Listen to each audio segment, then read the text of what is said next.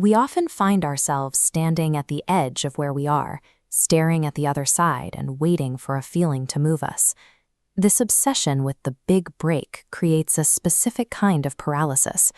We delay the first step because we're waiting for conditions to feel perfect, or for a sudden surge of inspiration that never seems to arrive. This is the motivation trap. Relying on unpredictable emotional peaks makes progress impossible to sustain. When the initial excitement fades, the action stops. Most people stay exactly where they are, holding out for a dramatic, overnight transformation that the human brain simply is not designed to produce.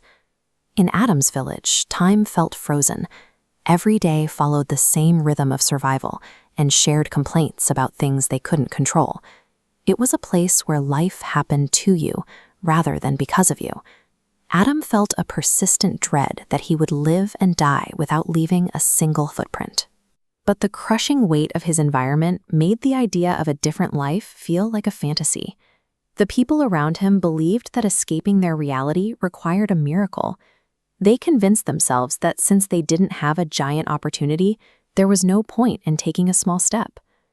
Reclaiming your future starts by ignoring the village's demand for a savior and focusing on the only variable you actually own, your own clock. Adam decided to stop waiting for a miracle. He made 2 promises that sounded almost too small to matter. He would read exactly 2 pages of a book and walk for 5 minutes every morning. The immediate results were non-existent. After the first week, he still lived in the same room. His bank account hadn't grown, and his village remained as dusty as ever. His friends saw him reading and laughed. They asked him how 2 pages of a book were going to help him escape. They pointed to the lack of change in his life as proof that his tiny efforts were a waste of time. This is the pull of social gravity.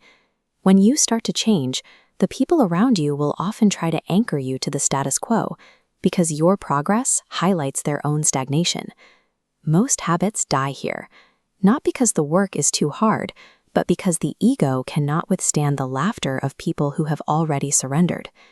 This is the invisible phase. You are applying consistent effort, but the external world reflects 0 progress. Adam nearly broke during this phase. The shaded area on this graph represents the gap between your work and your reward. It's the period where the lack of results makes you question if the critics were right.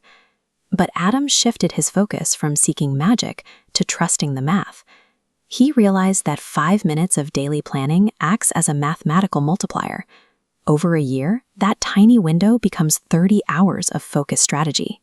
He scaled that logic to his reading. 2 pages a day looks like nothing, but after 12 months, those 2 pages total over 700 pages of technical knowledge that his peers simply don't have. Small actions function like compound interest. If you stay consistent, time stops being a drain on your energy and starts acting as a force that multiplies your output. 5 years later, the village looked the same. The people who mocked Adam were still waiting for a lucky break that never came. Adam's life had changed in specific, visible ways. His 2 pages of reading had evolved into studying advanced mechanics and logistics manuals. His 5-minute walks had turned into an hour of managing his own small delivery firm. This massive separation in skill was built in the dark. It was the result of thousands of mundane, invisible decisions to keep the promise he made to himself when no one was watching. We call this an extraordinary life, but it's actually just the predictable output of executing ordinary actions for an extended period of time. Motivation fluctuates like the weather.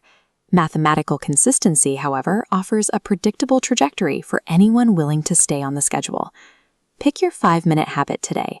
Accept that the effort will feel entirely invisible tomorrow, and do it anyway. To become unstoppable a year from now, you have to abandon the myth of the big moment.